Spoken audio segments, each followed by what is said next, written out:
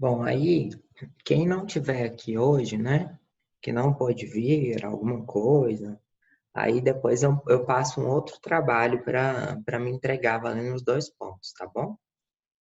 Porque parece que não tá a turma inteira, mas não tem problema não. Depois eu passo um trabalho para quem não veio, um trabalho escrito, tá certo?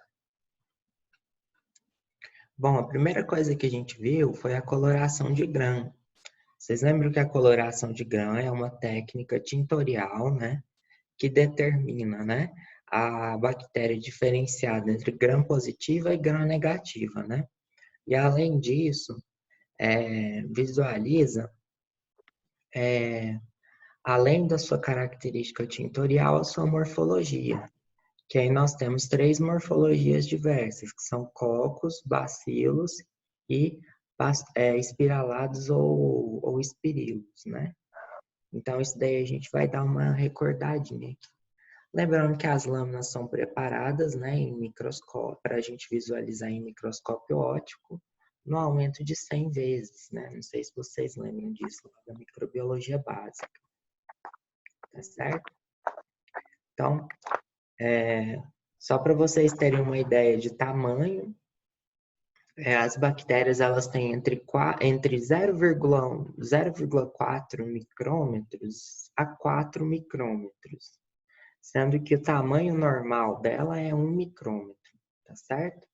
Então, a maioria das bactérias são de tamanho de 1 micrômetro, certo? Bem menores do que as células humanas e as células fúngicas e bem maiores do que os vírus, tá certo? Bom, aqui não é necessário, não vai, esses outros tipos de microscópio não vão cair na prova, tá bom?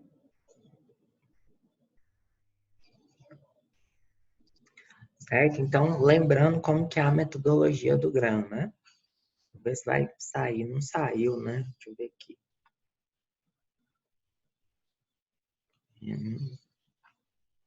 Bom, nós temos aqui a plaquinha de Petri com a bactéria gram-positiva, a plaquinha de Petri com a bactéria gram-negativa, tá certo? E aí, o que que nós vamos precisar? De materiais para fazer o grão, né? A gente vai precisar de um bico de Bunsen, que é uma chama esterilizante, né? O loop, né, que a gente chama de alça bacteriológica. Duas lâminas para fazer, né? Porque aqui no caso nós temos duas amostras, tudo bem? Professor, repete o primeiro aí que eu não entendi, por favor. Qual primeiro? Você começou falando sobre a metodologia de grão e você começou a falar sobre o primeiro método. Aí eu não entendi o nome que tu falou. Alça bacteriológica, bico de Bunsen. Isso, obrigado. Aqui é o bico de Bunsen. Ah, é porque aqui tá escrito burner, né? Bunsen Murden, mas é bico de Aham. Bunsen, tá? Tá, obrigado. E aí a gente também tem uma salina, né? A salina é uma solução para não romper a célula, né? Tipo uma solução fisiológica, tá certo? Então o que que a gente faz? Põe uma gotinha de salina aqui, né? Pega a alça bacteriológica, esteriliza ela, né? Pega um pouquinho da bactéria gram-positiva e coloca aqui, esfrega aqui, né? Tudo bem? Pega um pouquinho da bactéria gram-negativa e esfrega aqui, as duas com a alça bacteriológica, né? E aí depois, esse líquido que tá aqui com a salina, né? A gente tem que secar ele, né? Aí a gente põe a lâmina aqui em cima para secar esse líquido. Aí tem que tomar cuidado para não quebrar a lâmina, né? Tem que ficar colocando e tirando rapidão assim a lâmina, né, para ela não quebrar. E aí você coloca na hora que seca, né, a bactéria fixa na lâmina. Então a fixação que a gente faz na coloração de grão é por calor, né? E aí nós vamos começar a bateria de coloração. Não sei se vocês lembram, mas as bactérias gram-positivas, elas têm uma grossa camada de peptídeo glicano, que é o principal componente da parede celular, e além dessa grossa camada de peptídeo glicano, ela tem a presença de ácido teicoico e lipoteicoico. A gram-negativa é ao contrário, ela tem uma fina camada de peptídeo glicano. Então, a diferença vai ser entre essa camada de peptídeo glicano que nós vamos ver a coloração após colocar na bateria, tá bom? Vamos ver mais para frente como que é essa bateria. Eu acho que a outra foto é melhor. Isso. Bom, então, o que vai acontecer? Na primeira bateria, a gente coloca, né, o corante púrpura, né, que é o violeta cristal ou violeta genenciano, tá bom? Esse violeta, aí que eu peço que vocês prestem atenção. Ele é uma coloração roxa escura e ele é um corante, tá bom, gente? E ele vai corar tanto positivo quanto negativo nessa cor roxo escuro. Então, nesse ponto aqui, ó, as duas bactérias estão da mesma cor, tanto gram-positiva quanto gram-negativa. Tudo bem? Depois, eu adiciono o mordente, ou o fixador do violeta. O Lugol, ou iodo, ele é um mordente, ou seja, o que significa isso? Ele fixa a coloração do violeta na lâmina. Então, até esse ponto aqui, ó, lembramos que o iodo ou Lugol, ele não é um corante, ele é um mordente que vai fixar a coloração do violeta. E até esse ponto aqui, as duas bactérias ainda estão da mesma cor. Tudo bem? O terceiro passo, que é o passo da descoloração, certo? A gente adiciona uma quantidade de álcool, de etanol a 100%, e nessa concentração, ele vai destruir a parede celular mais fininha, mais delgada, que no caso são a parede celular das bactérias gram-negativas. Então, o que vai acontecer? Eu vou lesionar a parede celular das bactérias gram-negativas e o corante vai sair delas, certo? Então, no ponto de descoloração, a bactéria gram-negativa aqui, após a adição do álcool, ela vai estar incolor. E a bactéria gram-positiva continua da mesma cor. Tudo bem? E aí, o último passo é a adição da safranina ou da fucsina fenicada, né? Fucsina ou safranina, certo? A adição dessa coloração é uma coloração rosa clara, vermelhinha, né? Ela é bem mais clara do que o do violeta cristal, tá certo? Então, as bactérias gram-positivas, como estão muito escuras, elas não vão se corar, tudo bem? E aí, vão corar apenas as bactérias que estão incolores, que são as bactérias gram-negativas. Então, ao final, eu tenho a diferenciação por cor devido à parede celular. Então, as bactérias gram-positivas vão estar roxas escuras e as bactérias gram-negativas vão estar rosa clara. Tudo bem?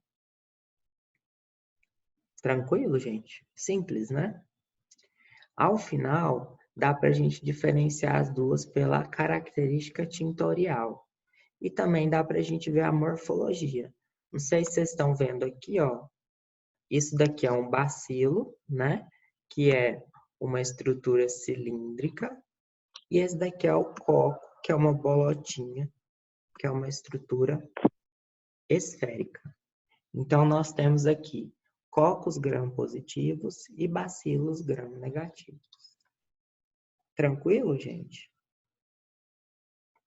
Se eu der uma laminazinha para vocês e perguntarem assim, ó, o que é isso daqui?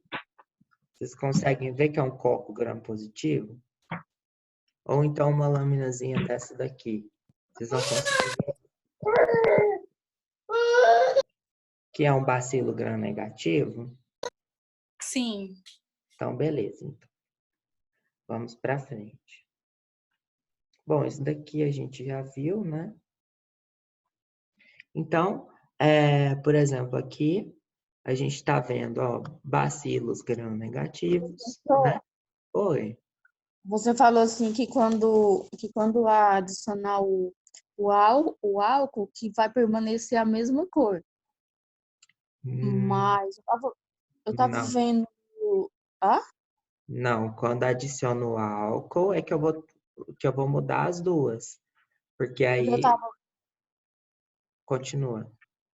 eu tava vendo no estúdio, lá no YouTube, nas aulas, eu tava vendo lá que ao adicionar o álcool, o ácido álcool, que ele é resistente, ele não vai perder a coloração, porém vai permanecer com a cor avermelhada focina, né? Já as outras que não vai colorir, vai permanecer na cor azul. Aí você falou, vai permanecer na Não. cor roxa? Peraí, só um pouquinho. Isso daí não é coloração de grã, isso é a coloração de Ziehl-Neelsen. Essa é outra coloração. E Ah, essa coloração eu não dei na aula para vocês, não. Tá então bom? eu peguei o vídeo errado? Uai, eu acho que sim. Eu não dei essa coloração para vocês. Meu Deus, que eu tava estudando aqui e eu peguei, eu tava achando que era o seu vídeo. Não, então você dá uma olhadinha aí, porque a coloração que vai cair é a de grã. A de Ziehl-Neelsen não vai cair, tá bom? Ok. Tá certo? Não na verdade, esquece a de Ziehl, senão você vai confundir, tá? Tá bom, obrigado. Tá certo?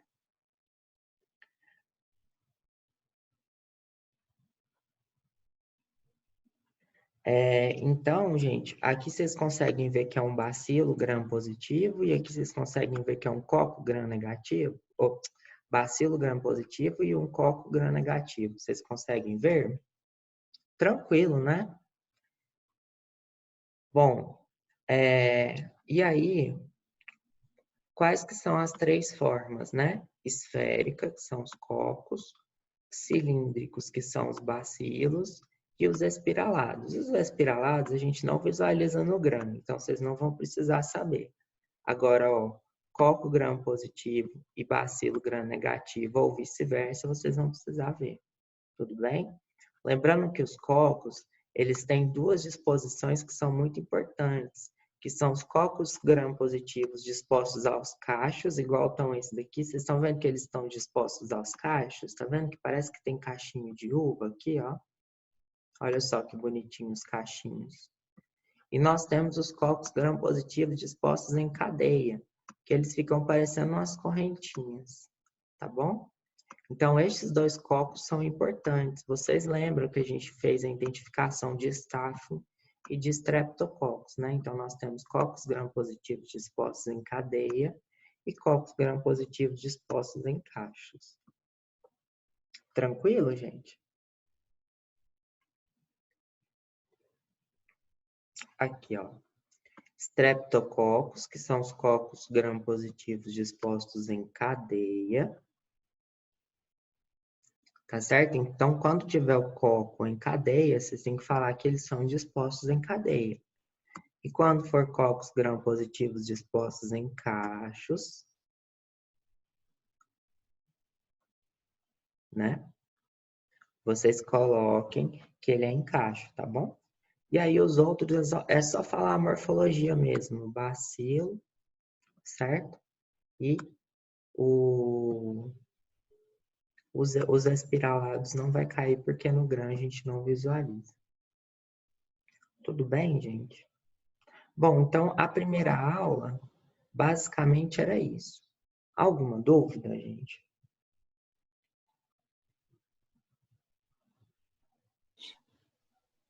Podemos seguir para a segunda, que é mais complicada? Pode sim. Podemos?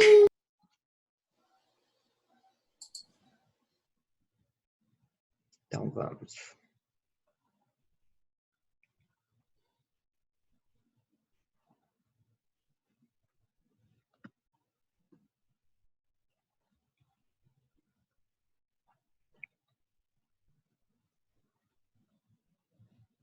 Vocês estão vendo a aula aí, gente? Meio de cultura?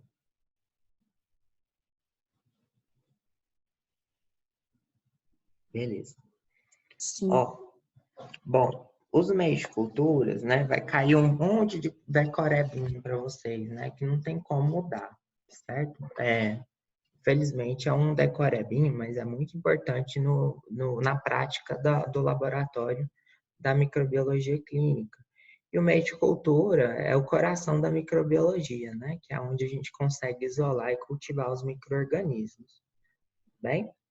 Então, nós temos algumas diferenciações entre os meios de cultura, né? Nós temos os meios de cultura. Só um pouquinho, gente. Os meios de culturas definidos e os meios de culturas complexos.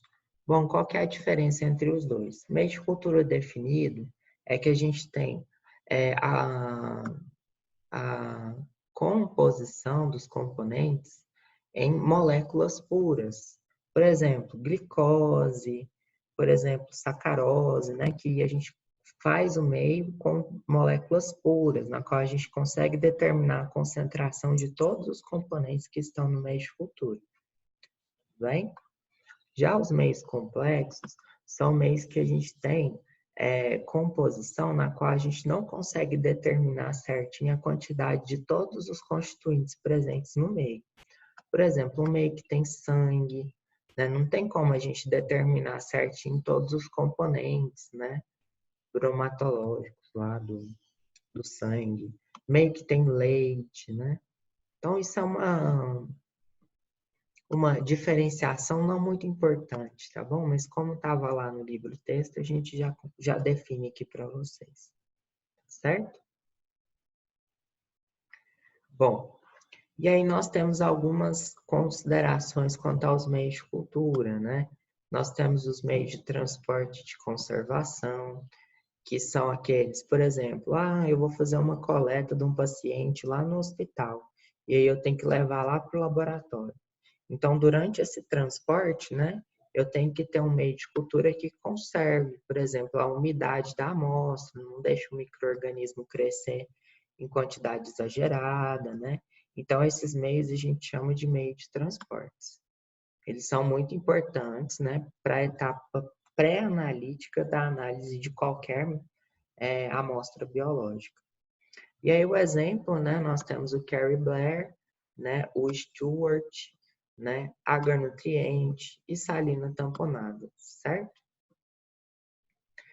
Nós temos meios de sensibilidade antimicrobiano, que é aquele teste de antibiograma, que nós vimos muitos, né? Para ver se a bactéria é sensível ou resistente ao tratamento de fármacos, ou então para identificação. Lembra que a gente viu o teste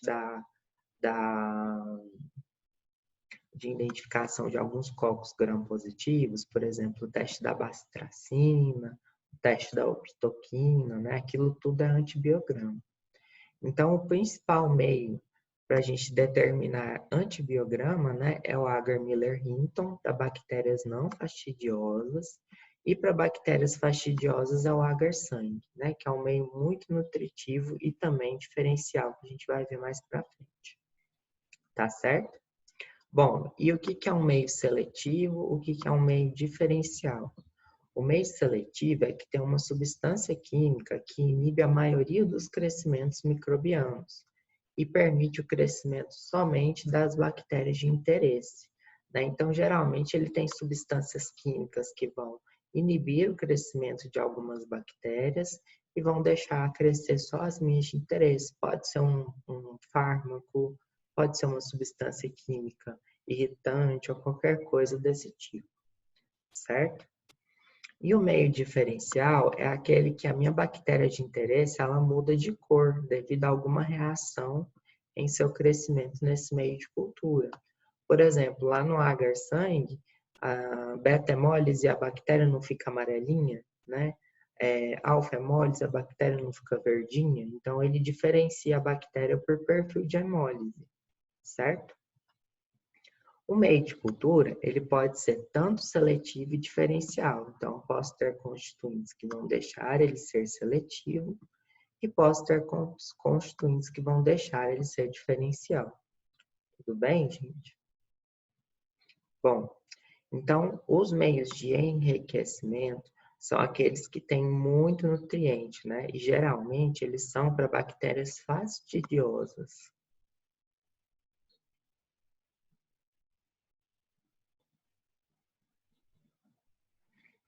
ok? O que são bactérias fastidiosas? São aquelas bactérias que têm necessidades nutricionais muito fortes, né? Então, se não tiver uma necessidade nutricional muito forte, ela não cresce.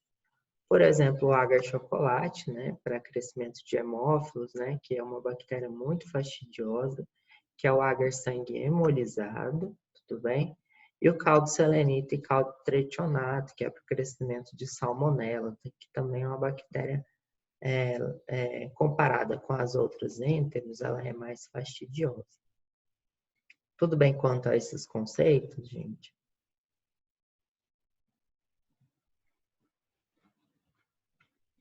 Bom, o agar-sangue é considerado um meio diferencial por ser na identificação presuntiva de hemófilos, né? E na análise diferencial também, né, das bactérias do gênero Strepto e Staphylo, pelo seu perfil de hemólise, né? No caso do hemófilos, tem uma prova do satelitismo, né? O que é isso? Essa prova consiste em semear agar-sangue em suspensão de bactéria de hemófilos e fazer um inóculo de Staphylococcus aureus, né? Por quê? Essa bactéria hemófilos, geralmente ela não cresce em agar-sangue sozinha, mas quando você cultiva ela junto com o Staphylococcus possui o fator 5. E esse fator 5 é o que permite o crescimento da hemófilos em agar-sangue. Então, o hemófilos só cresce quando ela estiver pertinho do Staphylococcus aureus. Então, aqui é o hemófilos, certo? E aqui é o Staphylococcus aureus. Tá vendo que para cá ela não tem crescimento? Por quê? Porque ela não está perto do estáfilo. Então, perto do estáfilo, o hemófilos cresce, porque tem um fator de crescimento que o Staphylococcus secreta no agar-sangue, assim, hemófilos consegue crescer no agar-sangue.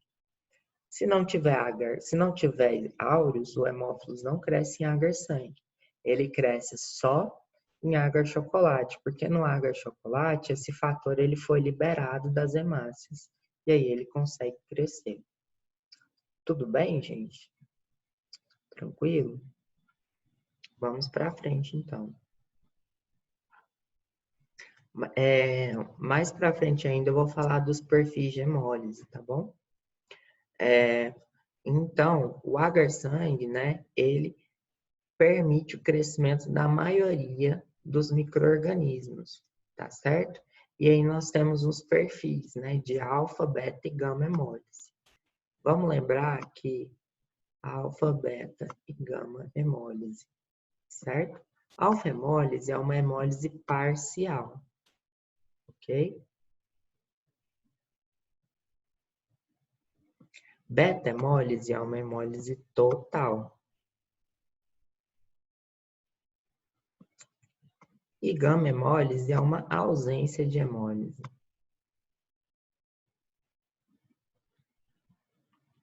Certo? Geralmente, por cor, a alfa-hemólise ela fica mais escurinha ou verde, certo? O meio de cultura fica verde.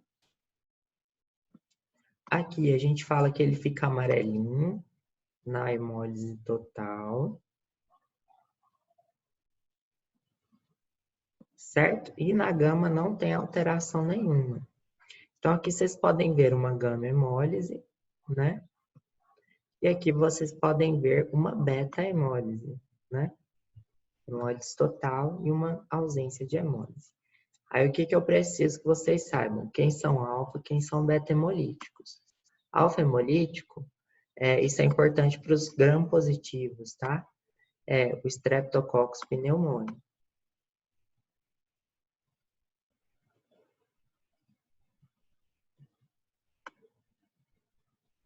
Ok?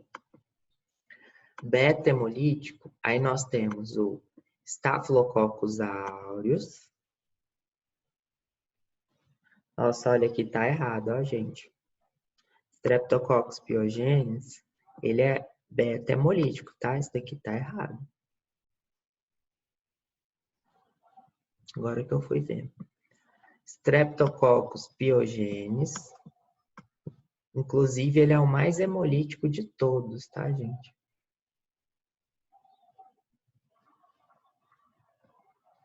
Streptococcus agalacti.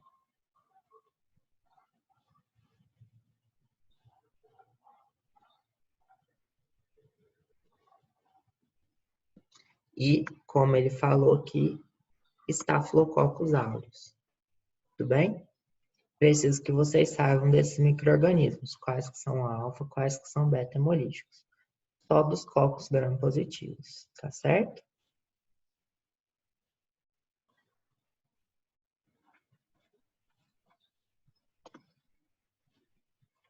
Bom, quanto ao agar McConkey, né? O agar McConkey, ele é um meio seletivo e um meio diferencial, certo? Ele é para crescer bactérias gram-negativas, tá certo?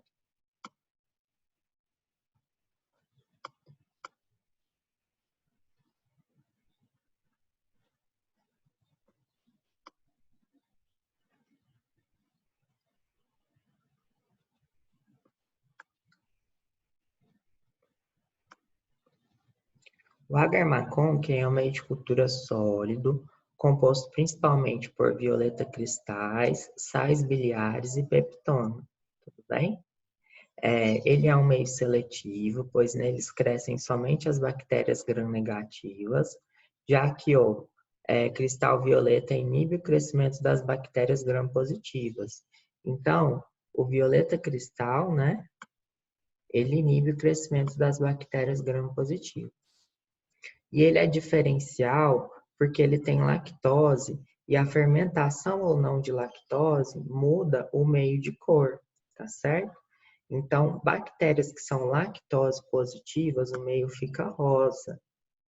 Bactérias que são gram-negativas, ou são lactose negativas, o meio fica incolor, certo? Então, quem que eu quero que vocês lembrem que é lactose positiva e o meio fica rosa? Escherichia coli. Quem que eu quero que vocês lembrem que a bactéria cresce no meio agar McConkey e o meio não muda de cor? Pseudomonas aeruginosa. Tudo bem, gente? Não, bactéria o quê? Lactose fica rosa? Como é que é o negócio aí? Ó, o que acontece? Aqui eu tenho nos constituintes do meio de cultura, eu tenho lactose, certo? Tem bactéria que consegue fermentar a lactose, tem bactéria que não consegue. Quando ela fermenta a lactose, ela produz ácidos orgânicos mais ATP, ok?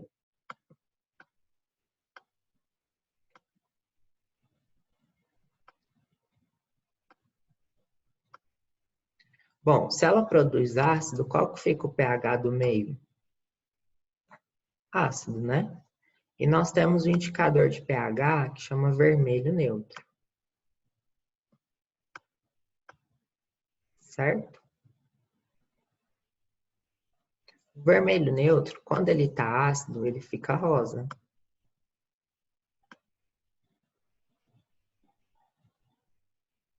Quando ele está básico, ele fica incolor.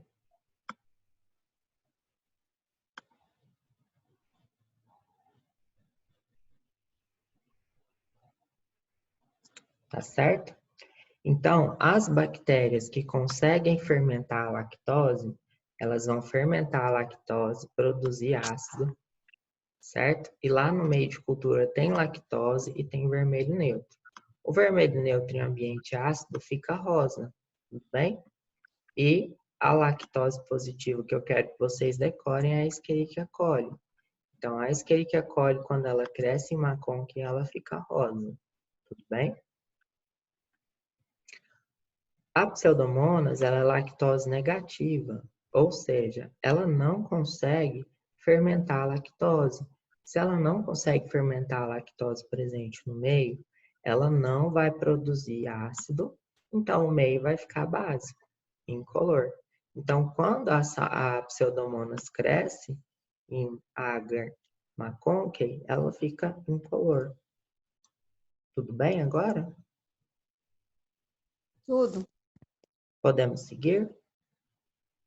Pode.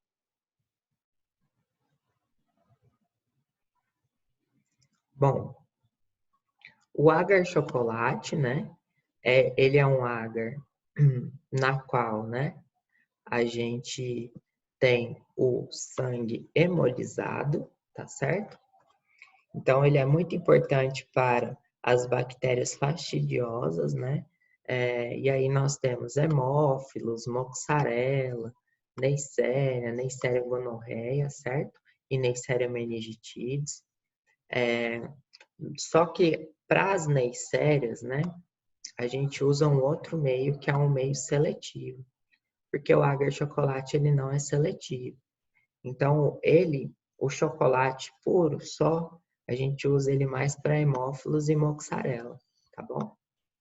Para a gente utilizar os para crescimento de Neisseria, a gente usa o Thayer Martin, que eu acho que é o próximo que nós vamos ver, tá bom? Então, o agar chocolate, ele é mais nutritivo do que o agar sangue, não é nada mais do que o agar sangue hemolizado. Todos que crescem no agar sangue, crescem no agar chocolate. Bom, o Thayer Martin é o agar chocolate, né, com antibióticos, né, que aí é a colistina, a nistatina, a trimetropina e a vancomicina, que inibem o crescimento da microbiota normal, né, e induzem o crescimento somente do gênero Neisseria, tanto a Neisseria gonorreia, que é a que causa gonorreia, quanto a Neisseria meningitidis, a que causa meningite. Tudo bem? Então, torna-se um meio seletivo e enriquecido. Então, quando vocês pensarem em Thayer Martin, pensem em crescimento de Neisseria gonorreia e Neisseria meningitidis. Tá bom, gente?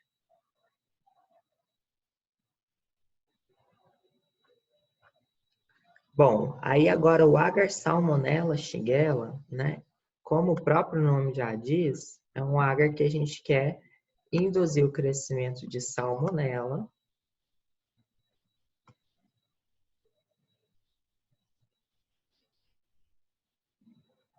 e shigella, tá certo? Não quer dizer que só cresçam os dois, mas eles são induzidos a crescer aqui, ok? Mas cresce E. coli, cresce Klebsiella, cresce outros micro-organismos. Mas aí vocês não precisam se atentar a isso.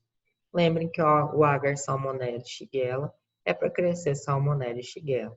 E eu vou explicar como que é o mecanismo, mas shigella fica incolor,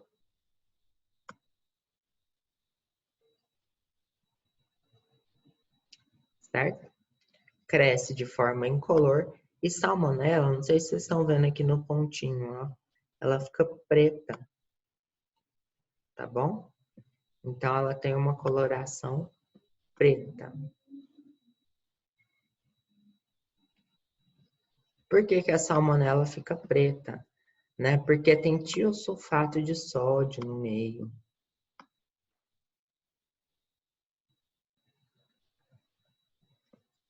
Tiosulfato de sódio mais sal de ferro. Alguns sais, né? Alguns citratos, sais de ferro.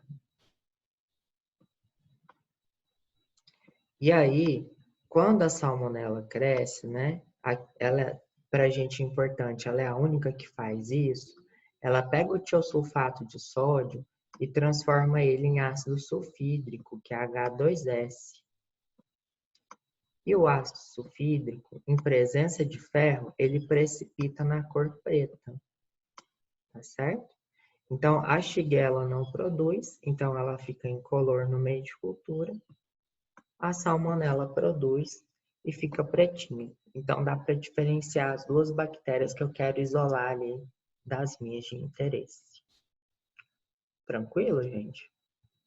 Então, no agar salmonella shigella, salmonella fica preta, shigella fica incolor. Tá bom?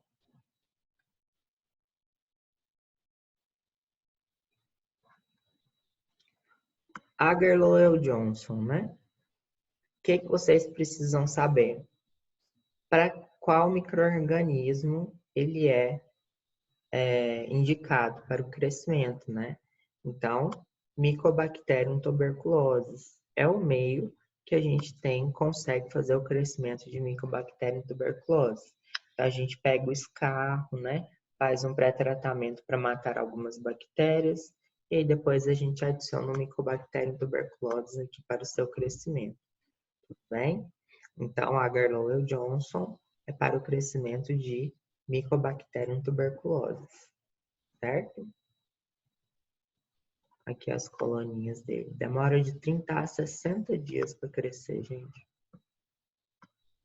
Muito tempo, né?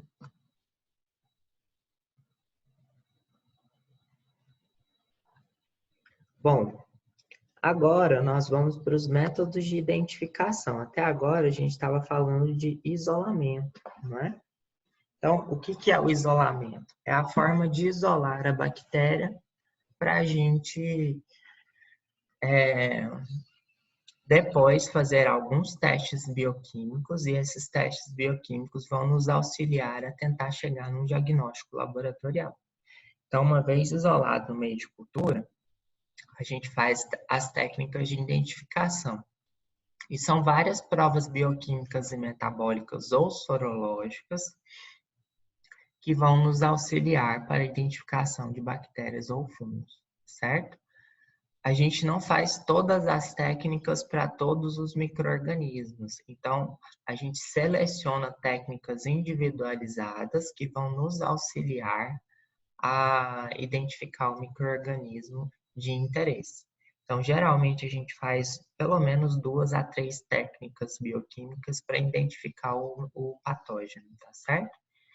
Aqui a gente não vai falar de cada patógeno em específico, a gente vai falar só das principais técnicas que vocês têm que lembrar que são as principais utilizadas na microbiologia clínica, né? No caso aqui, a plataforma ela não falou de patógeno específico, falando na identificação de cada um. Mas aí é até bom que dessa forma fica mais simples para vocês, tá? E fica menos coisa para estudar, certo? Gente, o tempo aqui tá acabando do Zoom, tá?